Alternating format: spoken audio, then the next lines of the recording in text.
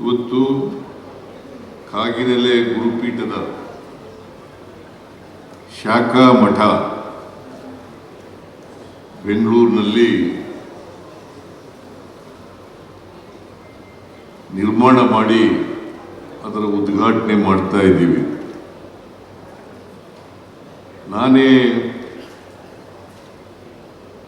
ಈ ಮಠಕ್ಕೆ ಶಂಕುಸ್ಥಾಪನೆಯನ್ನು ಮಾಡಿದ್ದದ್ದು ಮತ್ತು ಅನೇಕ ಜನ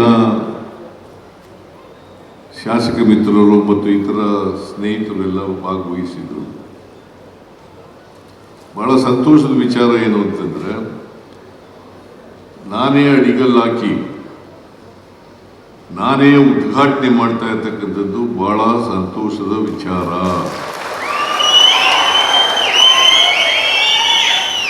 ಈ ಶಾಖಾ ಮಠವನ್ನು ಅತ್ಯಂತ ಸಂತೋಷದಿಂದ ಉದ್ಘಾಟನೆ ಮಾಡಿದ್ದೇನೆ ಅಂತೇಳಿ ಘೋಷಣೆಯನ್ನ ಮಾಡ್ತಾ ಇದ್ದೇನೆ.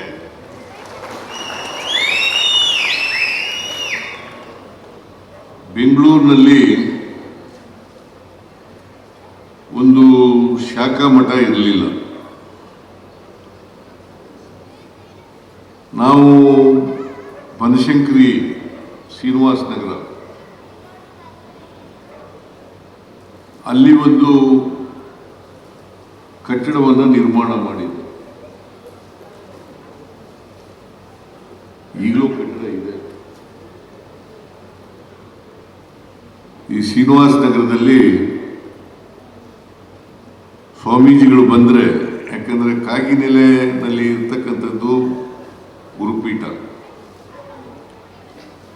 ಇಲ್ಲಿ ಬೆಂಗಳೂರು ಬಂದರೆ ಅವ್ರು ಉಳ್ಕೊಳ್ಳಿಕ್ಕೆ ಒಂದು ಜಾಗ ಬೇಕು ಅಂತೇಳಿ ಆ ಭವನವನ್ನು ನಿರ್ಮಾಣ ಮಾಡೋದು. ಆಮೇಲೆ ಅಲ್ಲಿ ಯೋಗ್ಯ ಅಂತೇಳಿ ಕಾಣಿಸ್ಲಿಲ್ಲ.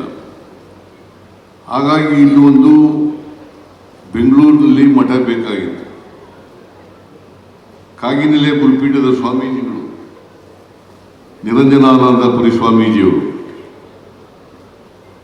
ಮಹೇಶ್ ಅವರನ್ನ ಭೇಟಿ ಮಾಡಿ, ಮಹೇಶ್ ಅವ್ರ ಮನೆಗೆ ಊಟಕ್ಕೂ ಹೋಗಿದ್ದೆ. ನಾನು ಶಂಕುಸ್ಥಾಪನೆ ಮಾಡಿದಾಗ ಇವತ್ತು ಮಾಡಲ್ಲ ಅಂತ ಅವ್ರಿಗೆ ಹೇಳಿದ್ದೀನಿ.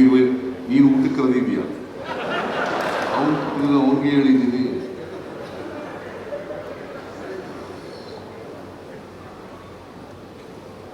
ನಾನು ಊಟ ಮಾಡ್ತಿದ್ದೆ, ಆದರೆ ಬೇರೆ ಫಂಕ್ಷನ್ ಇರೋದ್ರಿಂದ ಮಾಡೋಕ್ಕಾಗ್ತಾ ಇಲ್ಲ. 4 ಗಂಟೆಗೆ ಇನ್ನೊಂದು ಫಂಕ್ಷನ್ ಇದೆ, ಆ ಫಂಕ್ಷನ್ನಲ್ಲಿ ಭಾಗವಹಿಸಬೇಕಾಗಿದೆ. ಹಾಗಾಗಿ ಊಟಕ್ಕೆ ಬಂದರೆ ಬಹಳ ಸಮಯ ಹಿಡಿತದೆ. ಸುಮ್ಮನಿರಪ್ಪ, ಅವನು ಯಾರೋ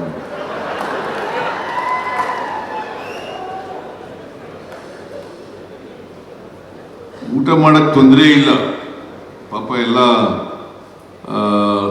ಎಲ್ರಿಗೂ ಅಡುಗೆ ಮಾಡಿಸ್ಕೊಂಡಿದ್ದಾನೆ. ಎಲ್ಲರೂ ಒಂದು ಮನವಿ ಏನಪ್ಪ ಅಂತಂದ್ರೆ, ನಾನು ಬರಲಿಲ್ಲ ಅಂತ ಅದು ಹೋಗದೆ ಇರಬೇಡಿ, ಎಲ್ಲರೂ ಹೋಗಿ ಊಟಕ್ಕೆ. ಎಲ್ರಿಗೂ ಅಡುಗೆ ಮಾಡಿಸಿದ್ದಾನೆ ಪಾಪ.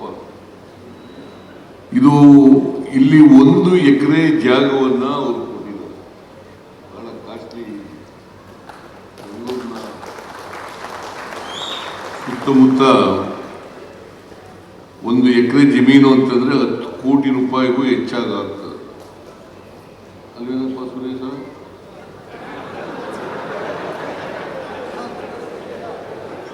ಇದೆಯಾ ಶ್ರೀನಿವಾಸ? ನಿಮ್ಮೂರ ಪಕ್ಕದಲ್ಲೇ ಇದೆಯಲ್ಲ, ಎಷ್ಟು ಇಲ್ಲಿ ರೇಟು? 10 ಕೋಟಿ ಆಗುತ್ತೆ.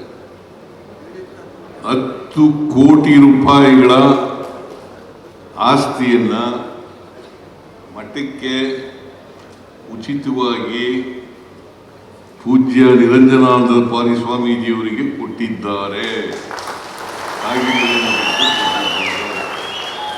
ಅದಕ್ಕೋಸ್ಕರ ಮಹೇಶ್ ಮತ್ತು ಅವರ ಕುಟುಂಬ ವರ್ಗದವರಿಗೆ ಕುರುಬ ಸಮಾಜದ ವತಿಯಿಂದ, ಹಿಂದುಳಿದ ವರ್ಗಗಳ ವತಿಯಿಂದ, ದಲಿತ ವರ್ಗಗಳ ವತಿಯಿಂದ, ಅಲ್ಪಸಂಖ್ಯಾತರ ವತಿಯಿಂದ, ಎಲ್ಲ ಬಡವರ ವತಿಯಿಂದ ಅವರಿಗೆ ಅನಂತ ಅನಂತ ಧನ್ಯವಾದಗಳನ್ನು ಅರ್ಪಿಸಲಿಕ್ಕೆ ಬಯಸ್ತಾ ಇದ್ದೇನೆ.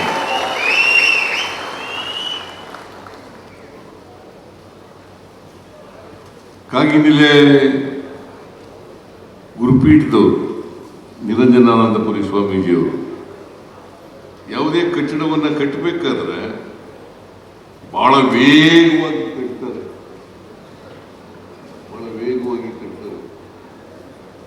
ಇದನ್ನು ಕೂಡ ವೇಗವಾಗಿ ಕಟ್ಟಿರೋದು ಬಹುಶಃ ನಾನು ಮುಖ್ಯಮಂತ್ರಿ ಆಗಿದ್ದಾಗಲೇ ಇದಕ್ಕೆ ಅಡಿಗಲ್ ಹಾಕಿದ್ದೆ ಅಂತ ಅನ್ಸುತ್ತೆ. ಏನೇ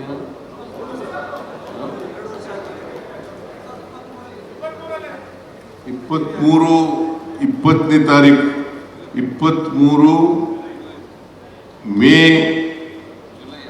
20ನೇ ತಾರೀಕು ನಾನು ಅಧಿಕಾರಕ್ಕೆ ಬಂದದ್ದು ಮುಖ್ಯಮಂತ್ರಿಯಾಗಿ. ಅದಕ್ಕೆ ಮೊದಲು ಮಾಡಿದ್ದೀನೋ ಅಥವಾ ಆಮೇಲೆ ಮಾಡಿದ್ದೀನೋ ಗೊತ್ತಿಲ್ಲ ನನಗೆ.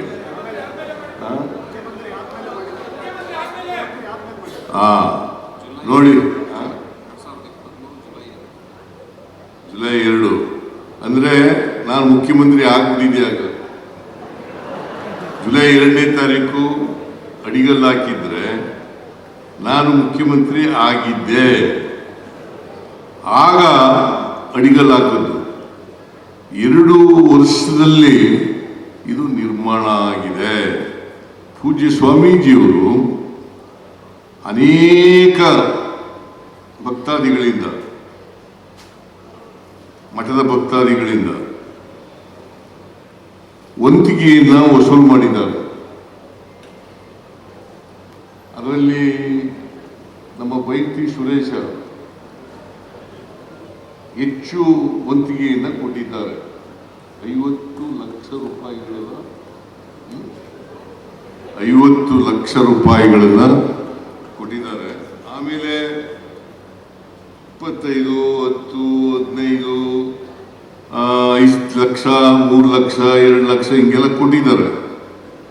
ಅವರೆಲ್ಲರಿಗೂ ಕೂಡ ಹೃದಯಪೂರ್ವಕ ಧನ್ಯವಾದಗಳನ್ನು